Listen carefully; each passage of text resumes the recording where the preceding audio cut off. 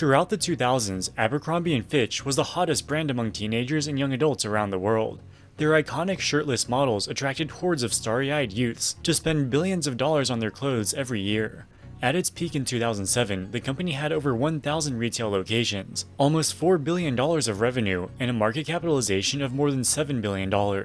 But in the early 2010s, changing consumer preferences and controversies related to the company's longtime CEO caused the brand's popularity to collapse. By 2017, they had closed more than 20% of their stores, their profit margins had declined to almost zero, and the stock price fell by more than 80% from its all-time highs. It looked like the brand was in terminal decline. In 2017, the company finally brought in a new CEO named Fran Horowitz.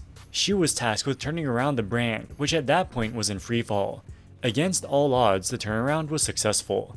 Since Horowitz took the top job, Abercrombie's share price has increased tenfold, far surpassing the levels it hit even at its prior peak.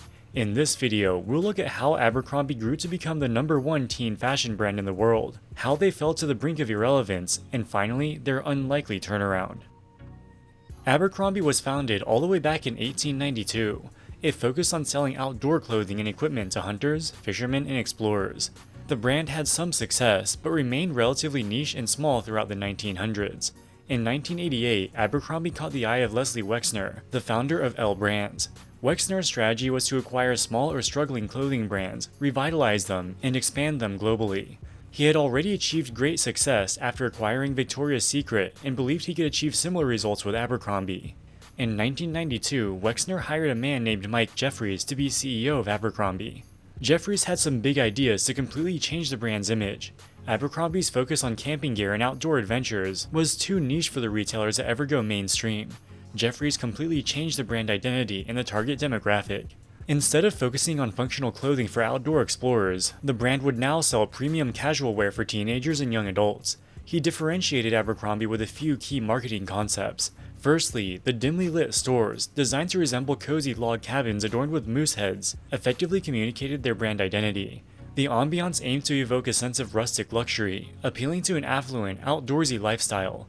He also mandated that the staff periodically spray the clothing with cologne, further contributing to an aura of luxury.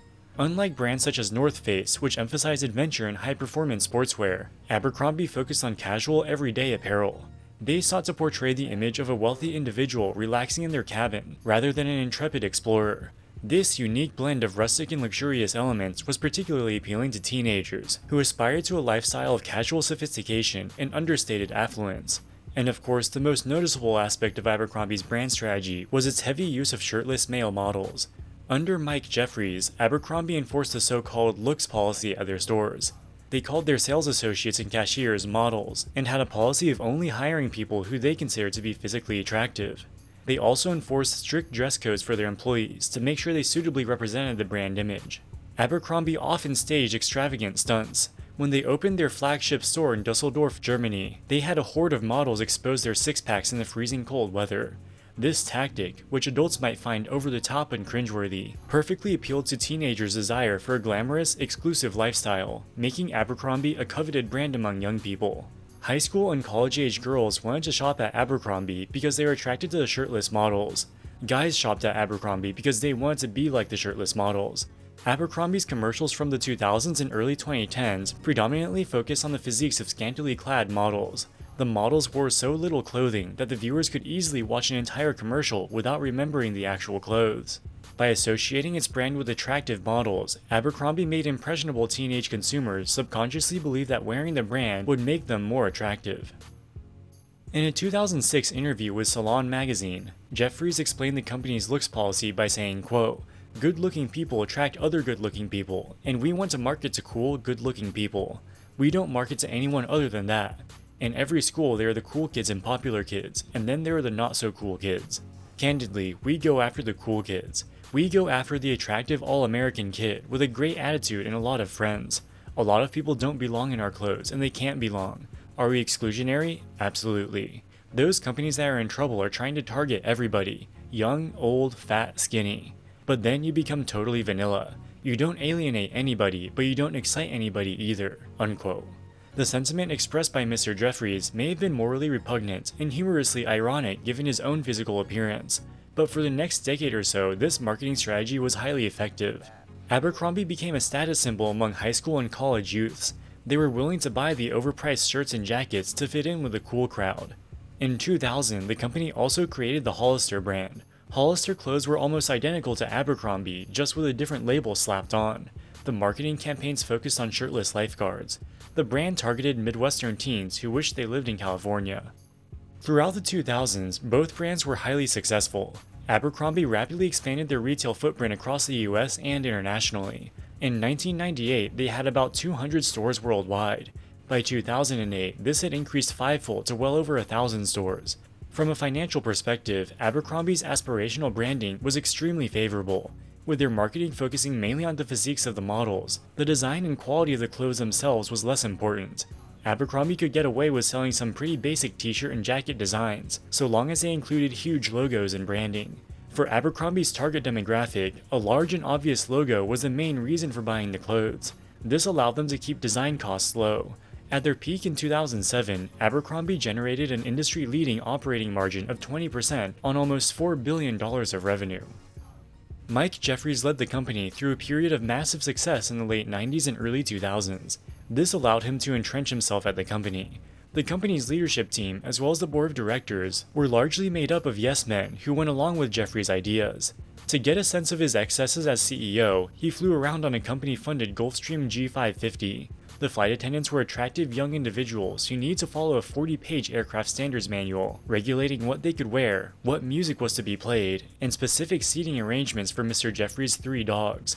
In the beginning, shareholders were willing to tolerate Mr. Jeffries' eccentricities and extravagant spending because he was delivering results, but over time, his golden touch seemed to lose its sparkle. In 2004, they created a new brand called Rule. While Abercrombie was meant to target high school and college students, Rule was supposed to target postgraduate consumers in their late 20s and early 30s. The clothing and store designs were very similar to Abercrombie, with dimly lit stores and large prominent logos. In high school and college, a large logo on an overpriced shirt is viewed as cool, and can increase your social standing amongst your classmates. For adults, these overly emphasized logos instead look cringy, and make you look like a wannabe. The marketing gimmicks that worked on teens didn't translate to adults. The Rule brand was a complete flop, and they shut it down in 2009.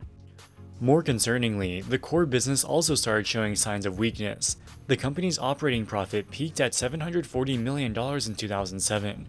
Revenue and profitability declined from 2008 through 2010 as a result of the global financial crisis. Over the next few years, the company rebounded and they achieved record revenue of $4.5 billion in 2012. But the strong revenue numbers masked underlying weakness in demand. The company was forced to rely on aggressive discounting to clear out its inventory. Despite record revenue, operating profit was just $374 million, about half of the 2007 peak. By 2016, revenue had fallen by 26%, and operating profit fell to almost zero. So what went wrong? Why were teenagers abandoning what used to be their favorite brand? There were two main reasons. Firstly, Abercrombie's clothes were bland, and the designs didn't change that much from month to month. With the brand image revolving around shirtless models, Abercrombie had long neglected designing new styles. While this had always been the case, it only really started to be a problem in the 2010s, with the rise of fast fashion retailers like Zara and H&M.